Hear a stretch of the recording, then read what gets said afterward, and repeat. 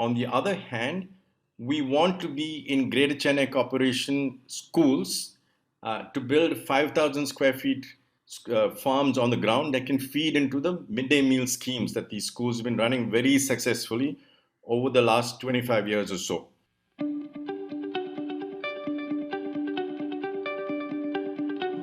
Hello and welcome to the season 2 of Understanding the Future. I am your host Punit Gandhi, and Climate Center for Cities is excited to bring to you a podcast about the future of work in the field of climate change, urban development, sustainability, and innovation. We will talk to experts working on ground as well as in the top management of government and non-governmental organizations to better understand how their field looks like in future.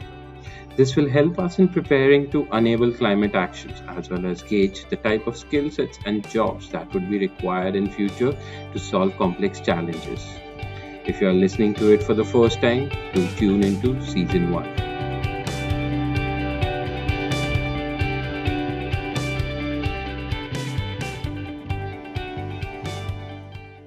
Hello and welcome to the season 2 of Understanding the Future. I am your host Punit Gandhi, and today we have with us Mr. Krishna Mohan Ramachandran. He is the Chief Resilience Officer of Chennai City, and he will help us understand about the food security in urban areas. Welcome to the show, Mr. Ramachandran. Thank you very much, Puneet. When we are talking about food security, and I'll directly jump to the conversation, we and specifically in urban areas. Let's start the conversation on the lines of what is urban farming that we are looking at, and what kind of food resources are we talking about? Yeah, Puneet, see, the whole concept of urban farming has come about because, as part of 100 resilient cities, uh, we've realized that 70% of the world's population is going to be living in cities by 2050. So the Yeah. question also is, how do we feed these people?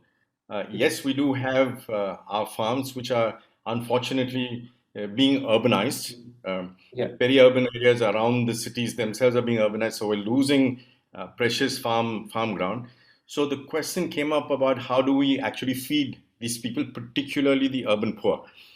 And the answer, we believe, lies in urban horticulture, which is really about using unutilized public spaces, community spaces, and in Chennai and in India, we what we call OSR spaces, open space Okay. reserved spaces, Okay. to create community farms um, eh, on the ground, or to use the thousands of acres of concrete terrace spaces uh, to convert them to green spaces and Yeah. use that also for creating vegetable farms, not just green roofs, but vegetable farms.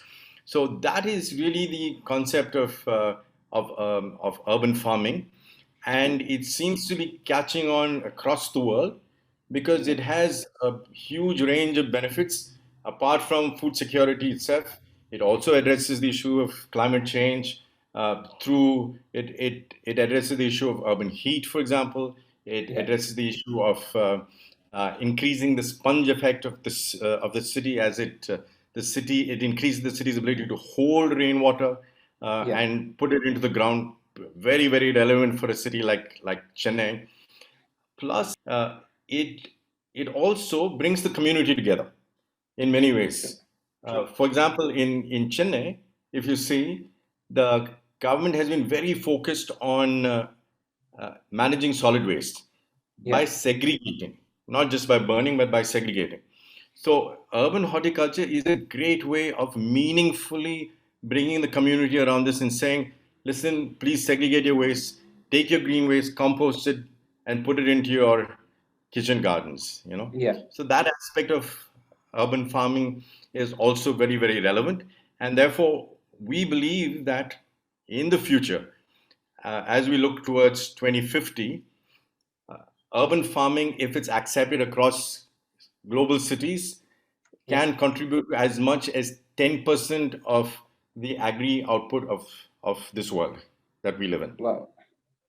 And 10% is quite a huge number per se, and especially when majority of the people are going to live in cities, that will really help us. So let's try and break it down, the conversation over here. And it sounds exciting that okay, we can now use rooftop spaces, specifically open spaces that you're mentioning about. And in that case, how was this project thought of, and what are some of the targets that we are looking at about this project? Yeah, great question, Puneet, and something that I love to answer. So, actually, the project was born in my head, at least, when in my days in advertising, flying back into Chennai, I used to look at all the open concrete terrace spaces and say, "My God, what do we do with this?" Yeah, And then when I joined the 100 Resilient Cities Network, we had a tie-up with the University of British Columbia, and Dr. Murli Chandrasekhar from there asked me, called me one day and said, Krish, we have international students who are studying city resilience and they need a project. yeah, Um, can you help us with the project? yeah, So this is the project I gave them. I said, what do we do with this, thousands of acres of concrete terrace spaces? And they are the ones who actually laid the foundation for urban farming in Chennai. yeah, So what our plan is like this. We've over the last 2 years we've created, we believe, one of the most comprehensive urban farming websites in this part of the country. It's called yeah, Urban Totems, and it has two components. It has Mottamari Totems, which are essentially rooftop gardens, and then it has Makkal Totems. Now, Mottamari Totems or rooftop gardens, we hope to promote through the resident welfare associations of middle income and upper middle income localities. yeah, And there's a program that we've started for that. On the other hand, the Makkal totems or the community totems are really built around um, the open spaces that I spoke of. And these could be within schools, within colleges, city, and the Buckingham Canal. So it could be on the banks of the canals where a lot of underutilized public spaces are present. So these are the two components of the urban totem. So Motamari totem and the Makkal totems.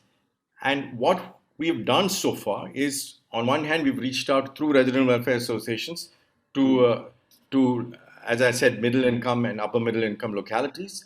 On the other hand, we want to be in Greater Chennai Corporation schools to build 5,000 square feet farms on the ground that can feed into the midday meal schemes that these schools have been running very successfully over the last 25 years or so.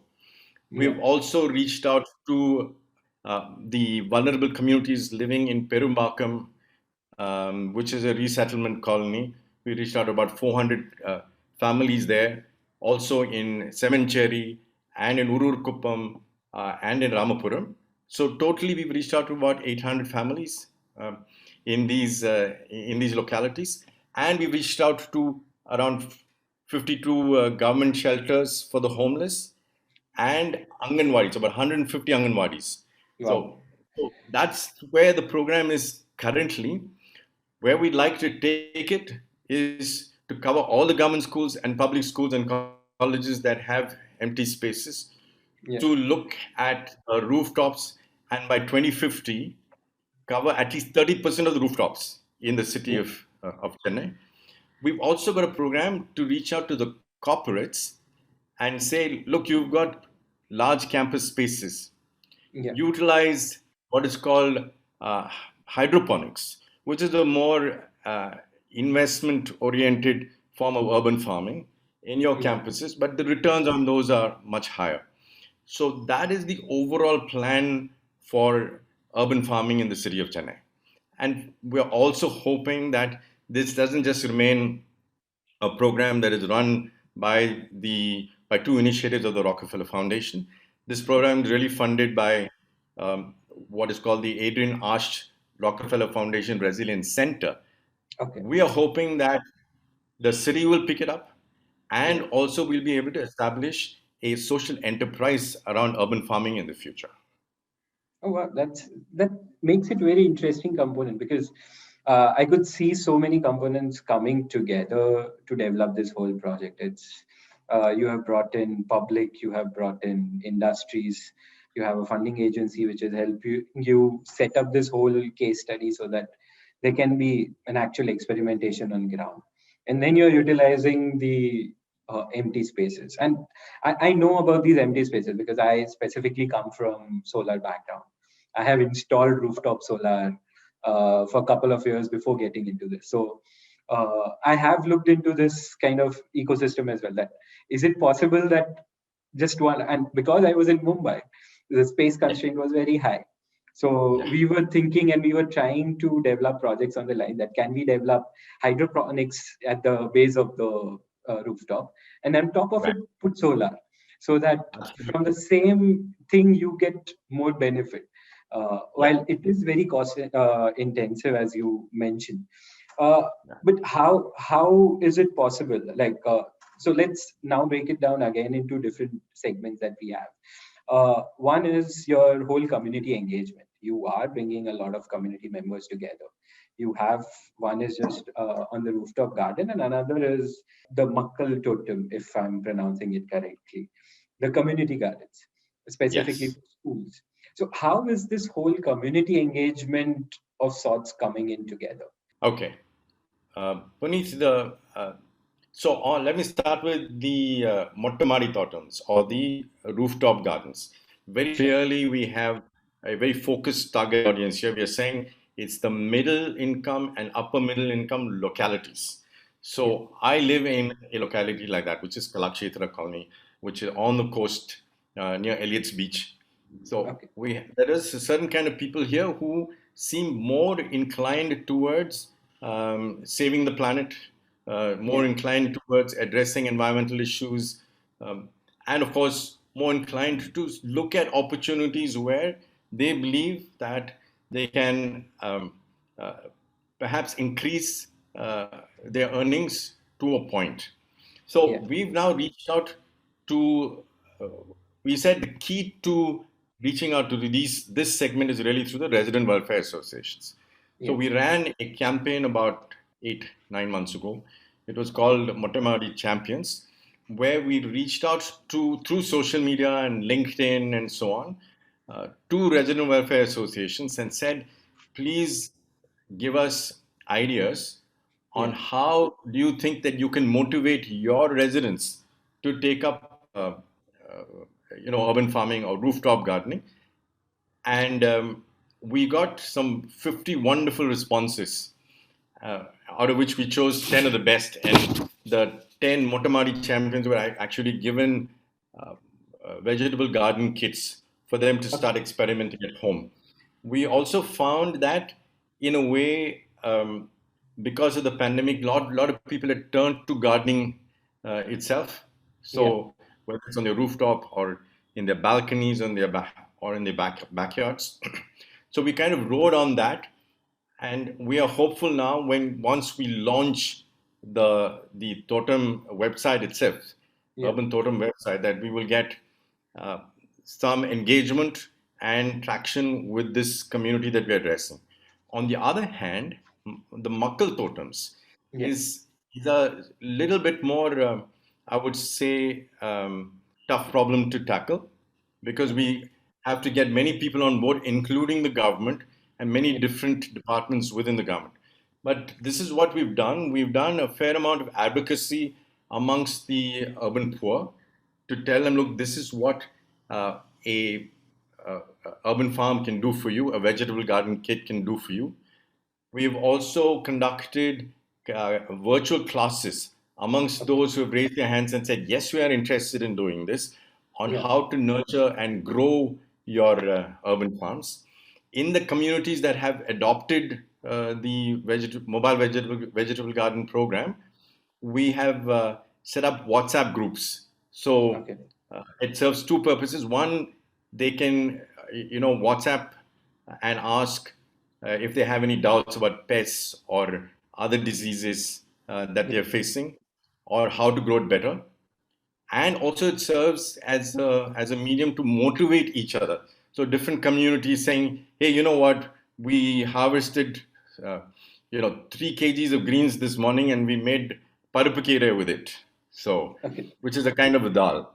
Yeah. So, so the that's and we are now planning a capacity building program for the teachers and coordinators in the Anganwadis that we've Yeah. reached out to. Like I said, we've reached out to about 150 Anganwadis and about 52 shelters, and to the communities leaders in the vulnerable communities, saying we are happy to run a 2 day on-site program for you Yeah. that will teach you everything you need to know about urban farming.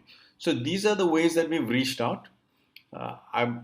We are on the cusp of it as we speak, Puneet, and I'm just hoping that we'll be able to convince the government departments, and there are many who are involved. For example, there's the Greater Chennai Corporation because of the schools. There Yeah. is the Tamil Nadu Women's Development Corporation, who are very keen on this project because they run a program for the Yeah. women's self-help groups that Yeah. teaches them vegetable gardening. So Yeah. they are completely on board. There is the Tamil Nadu Skills Development Corporation. There is the Tamil Nadu Slum Clearance Board that needs to come on board. And of course, the Tamil Nadu Horticulture Department.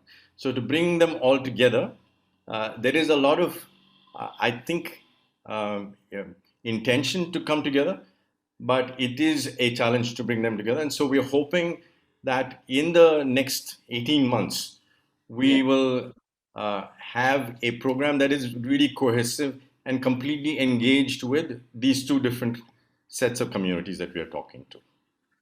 Yeah, and that is what I think makes this program very interesting as well, because uh, we are seeing a lot of social groups coming together, first of all, which is already a big incentive for developing this program. At the same time, we are looking at how this food will again help back to the schools in itself.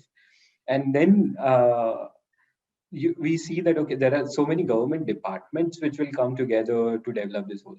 So I do obviously believe here that the challenge is not small to bring so many stakeholders together uh, at one platform, make sure that everyone's interests are taken care of and move forward.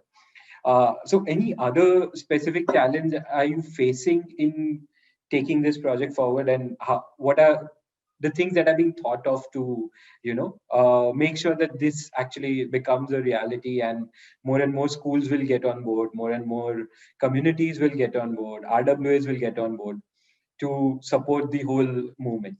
So, Puneet, I'll answer that in two bits. Sure. Definitely, there are challenges, one with the Motamari totems and the other with the Makal totems. So, I'll Yeah. start with the Motamari totems. Um, One key challenge here is really to get people to coordinate and work together. So, in an Yeah. apartment, for example, you're really talking about uh, common spaces, be it Yeah. on the terrace or on the ground. So, Yeah.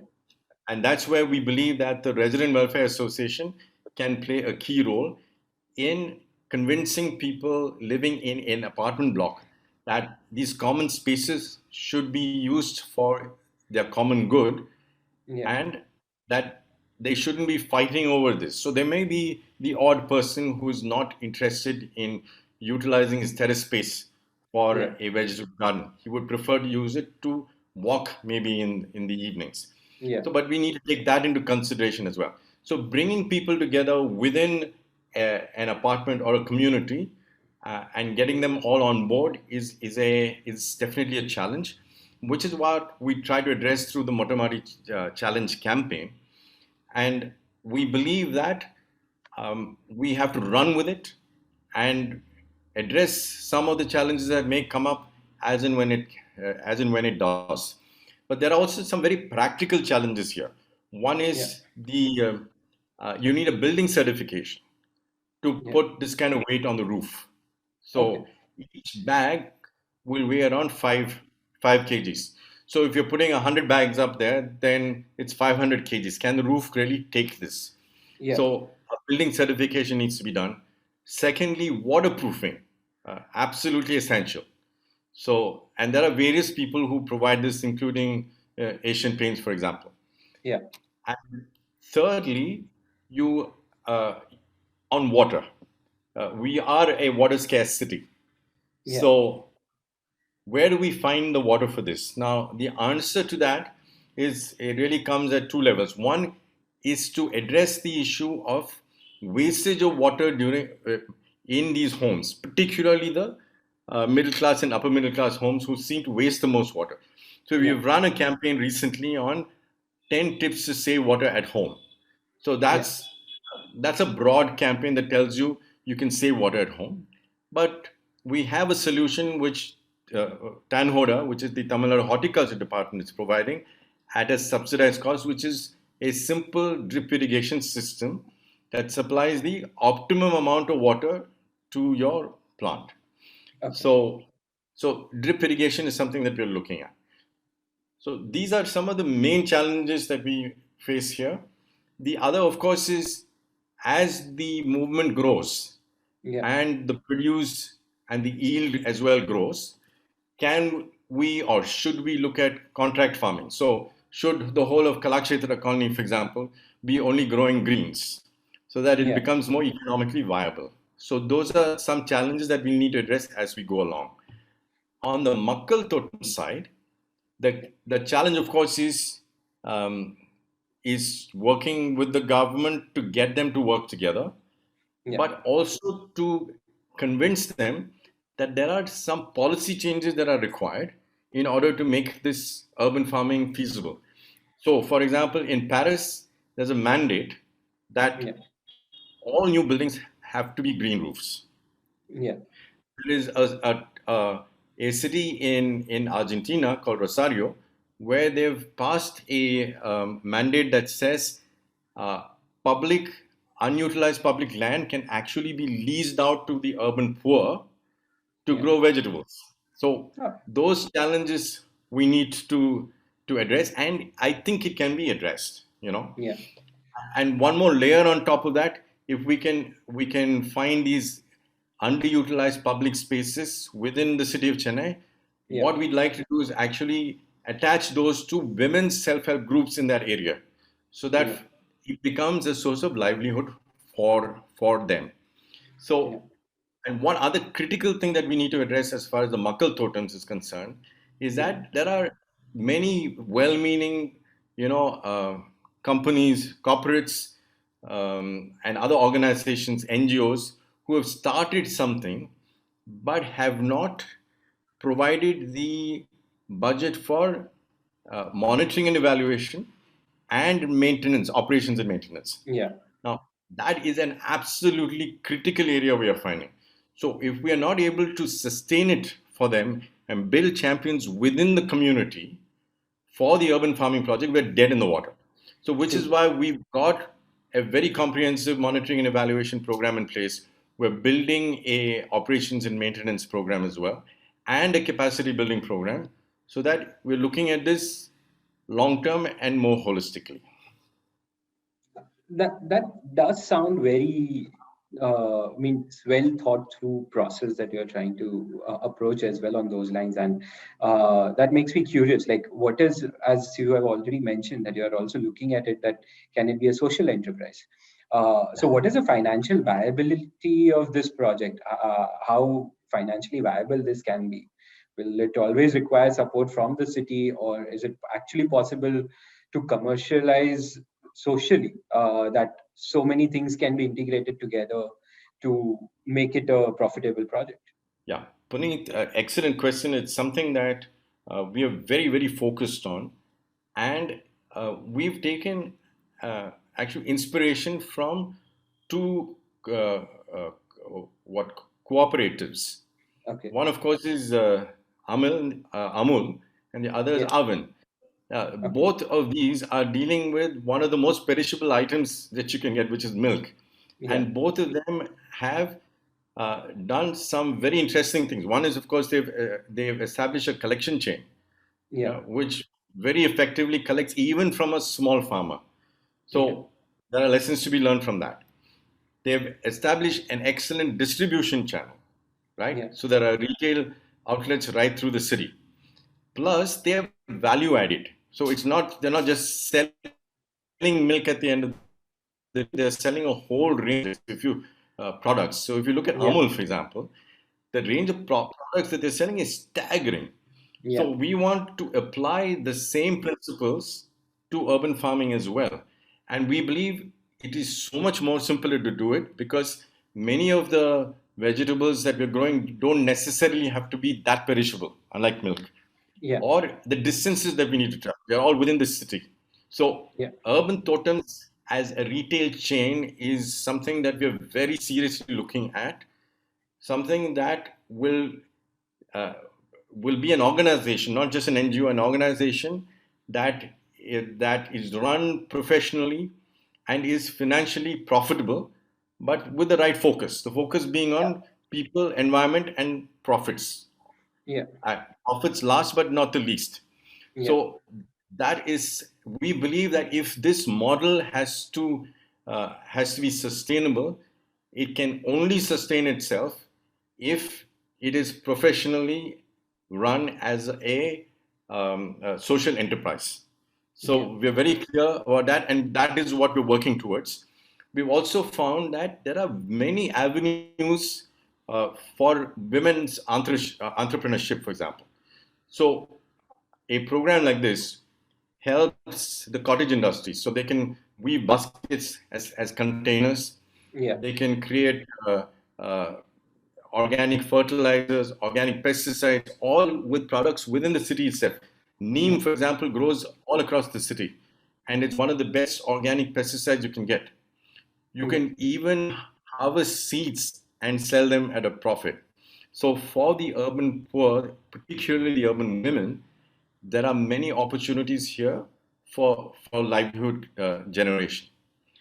And on top of that, there are, if you brand this right, there Yeah. are opportunities to value add. So, and capitalize on the current growing organic market within the cities. So, Yeah. value added projects like jams, pickles, squashes, sweets and savories, you know, all Yeah. of that which will add to the margins and therefore provide greater revenues for the urban poor is something that an a social enterprise can actually fund, and that can be Yeah. the social bit of the enterprise, you know. True. So to sum it up, we believe that unless a professional uh, and uh, financially savvy organization is in place, a program like this will flounder at some point in time. Yeah. No, that sounds true. And like looking at it, that the more complex product you are going to make out of it, the better the margins you will get, which is absolutely the point of doing this whole thing at a large scale. Now, just coming to the present scenario of pandemic, what are the major challenges that you're facing as of now, and how is the project moving forward with this whole pandemic? Puneet, you know, in some ways, the pandemic put a break on some parts of the project. Yeah. So in 2020, to try and get approvals or Yeah. MOUs signed with the government to proceed with our schools project, for example, became difficult because the the entire system was working very hard Yeah. to address the whole COVID issue itself. Yeah. But I think we turned this into an opportunity. So some of the funds that we had, uh, as an organization, we repurposed it for COVID relief. So we Yeah. did, the dry rations for the vulnerable communities. We gave out nutrition kits for children and the elderly. We Yeah. gave out tarpaulin uh, sheets for the homeless in North Chennai, so that when the northeast monsoon came, Yeah. they had something to shelter under. So that was one part of it. But we managed to repurpose the urban horticulture project itself very nicely. We worked with an organization called Sempulum Sustainable Solutions to provide what we call mobile vegetable garden kits. So Okay. these are kits that have uh, five grow bags, vegetable seeds, some soil, some vermicompost, some organic fertilizers and pesticides. And we gave this out, like I said, to about 700 families. Yeah. in living in vulnerable communities to 52 government shelters for the homeless and to 150 Anganwadis. Yeah. And the response that we've got has been quite positive, not just about how it's supplementing their meals and their nutrition, but also about the kind of mental health and the ability of an activity like this to relieve stress and bring some joy into the family or into that community. Yeah. So it's been truly for us, I would say, a heartwarming experience. This Yeah. whole mobile vegetable garden kit program. Plus, I must also add that because of COVID and because people were at home, many of them naturally turned to gardening. So they had Yeah. rooftop gardens, balcony gardens, gardens in their backyard, and so on. Yeah. And that has also helped us establish the fact that urban farming is here to stay. Hopefully, if we adopt it, Yeah. and urban farming is something that we need for the future to meet the challenges of a pandemic like this and to build a more resilient city. Yeah, yeah, absolutely. And that is where my next question then comes is this pandemic, and we hope that we get out of it soon. But the bigger challenge also comes on the lines of climate change that we are facing now. And you are working as a resilience officer. So I guess no one knows better than you on the city level how important this topic is. So, how does this socially, we see a lot of good things that can we can get out of this. But in the physical urban space, what are some of the major challenges that this will help mitigate from the climate change perspective? Yeah, the two things straight away. It has the potential to address food security, which has been highlighted by the pandemic. It also has the potential to address livelihood opportunities, once again, hugely highlighted by the pandemic because of the lockdown and how it directly affected the lives of the daily wage earner. And it was brought home to us like nothing else has ever done before. Yeah, So we believe that urban farming can address the issues of food security and livelihoods, particularly for the urban poor. So that's one aspect of it, and that I think is the driving aspect of it. But if you look at the larger picture, Puneet, yeah, now look at the thousands of acres of concrete terraces that Chennai has. We yeah, can, if we can convert them to vegetable gardens, to yeah, green space, it has several benefits. One, of course, is it brings down urban heat, and this has been yeah, proved by studies done out of Oroville, which is our neighboring little village yeah, next to Pondicherry, the international village.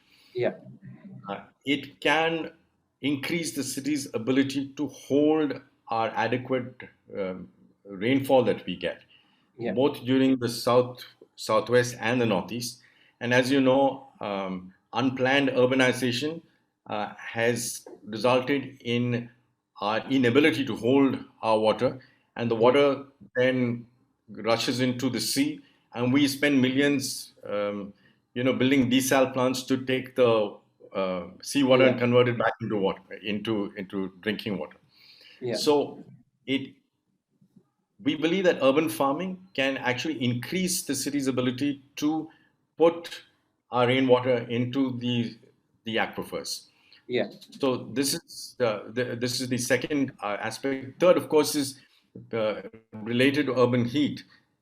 We all survive on air conditioners, yeah. so it will bring down the need to run those air conditioners and therefore address the whole issue of you know climate change and global warming and all of that as well. Yeah, I absolutely agree with the air conditioning point because I have myself seen like with all the rooftop installations we would do for solar as well.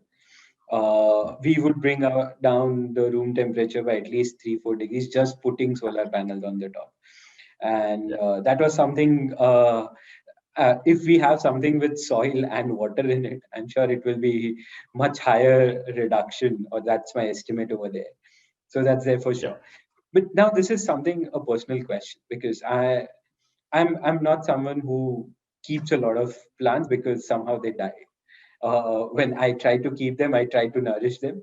I can't sustain that whole thing. I don't know what is it.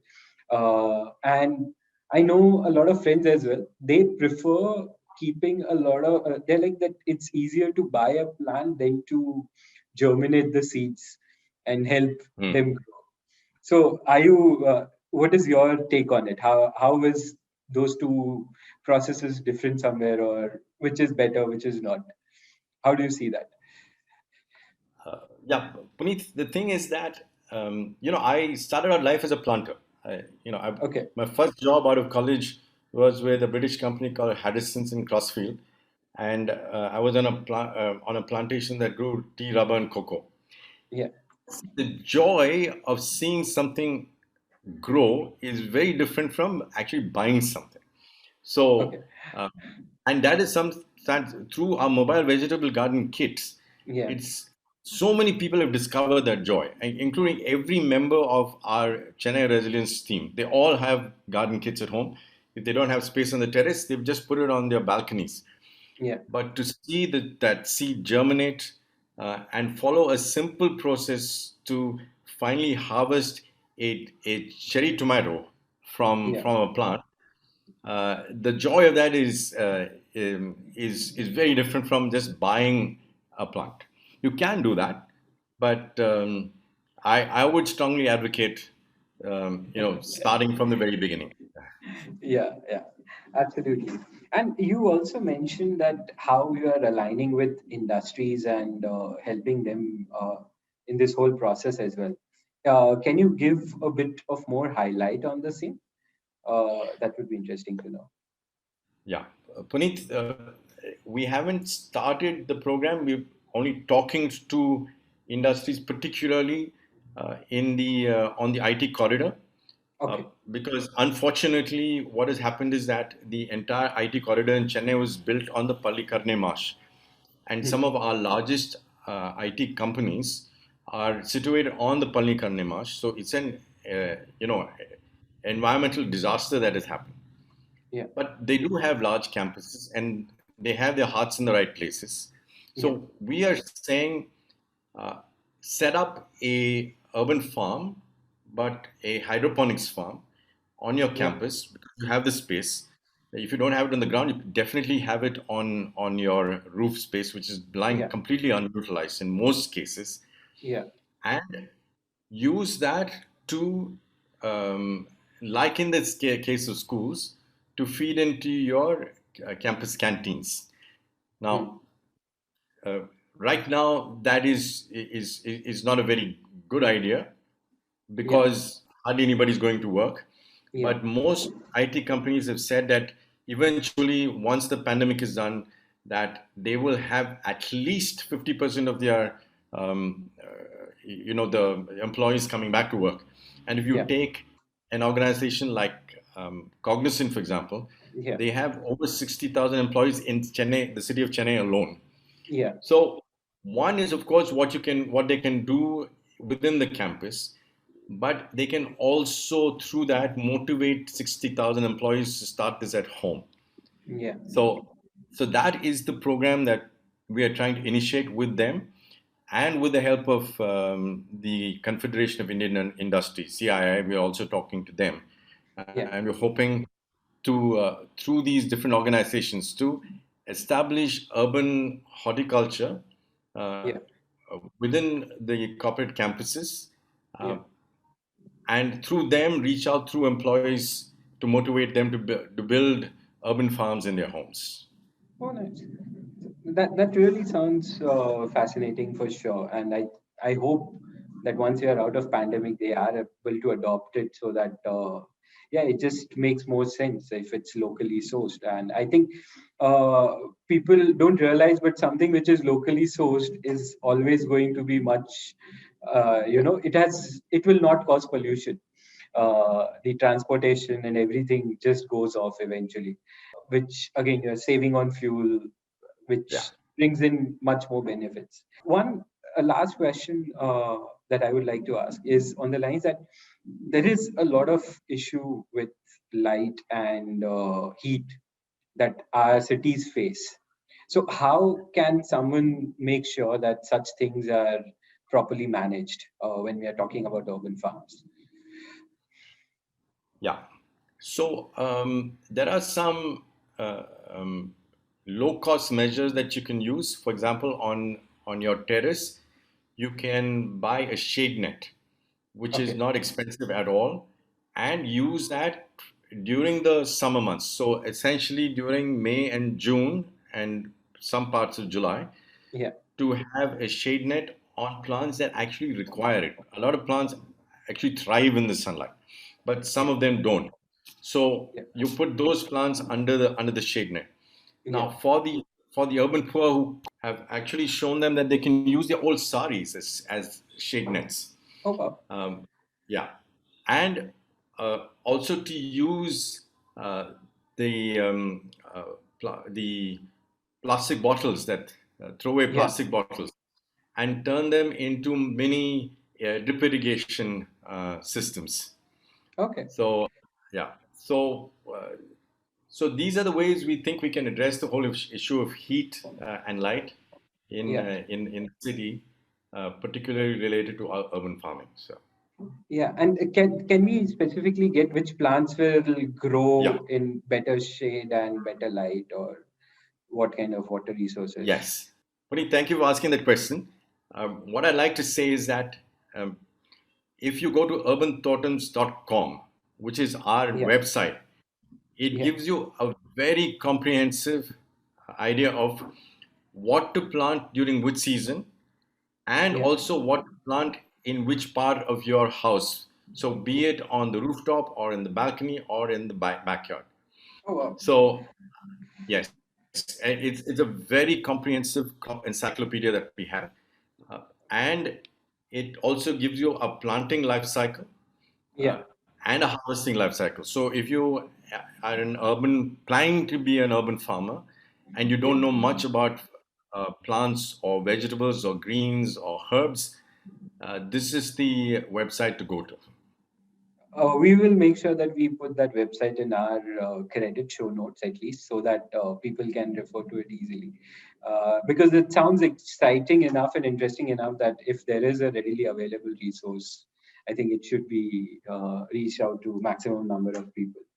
So coming to the last question that we ask everyone on this podcast is the ecosystem you are trying to build. What are the major skill sets that will come out, and this can be used for making sure that these kind of ecosystem are developed in cities across India or across the world? Yep. Puneet, here again, our focus is on creating livelihoods for the urban poor.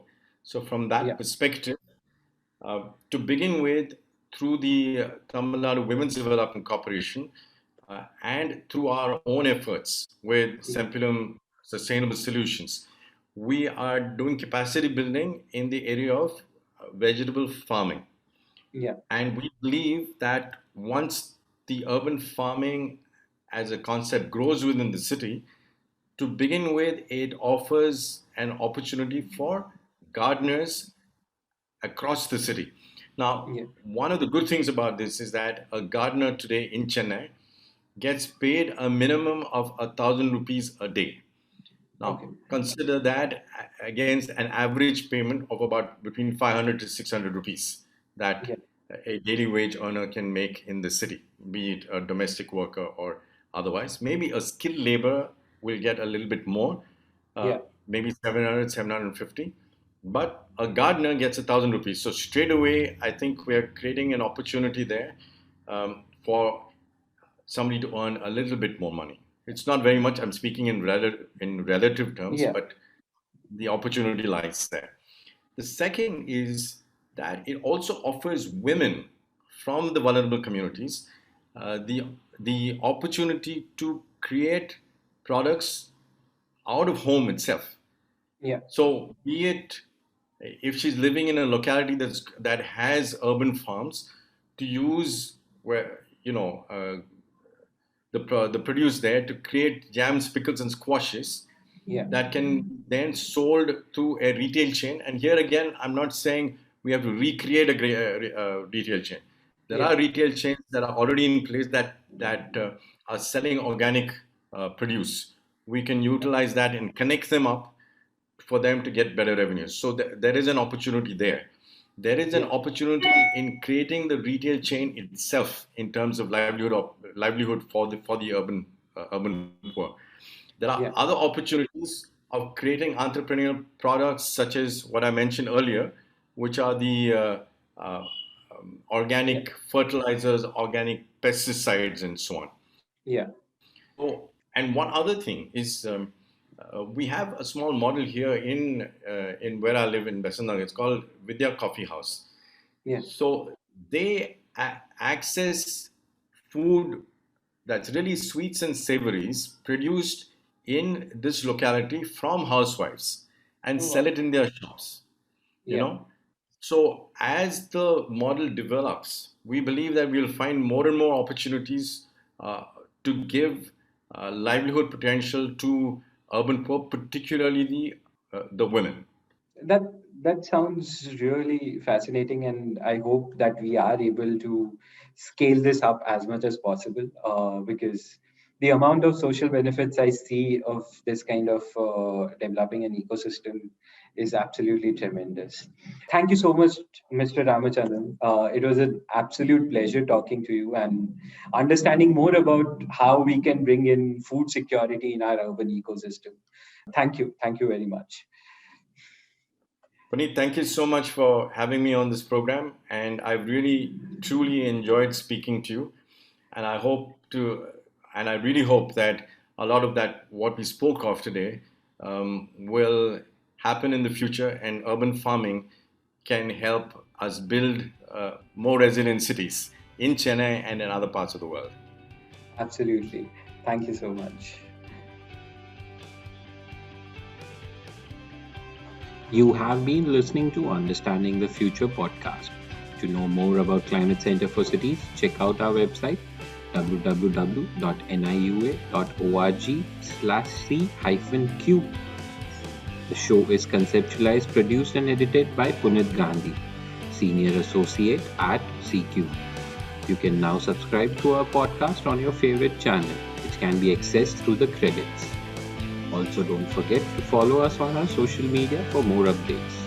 Do share your reviews with us and help us spread the podcast to your friends and colleagues.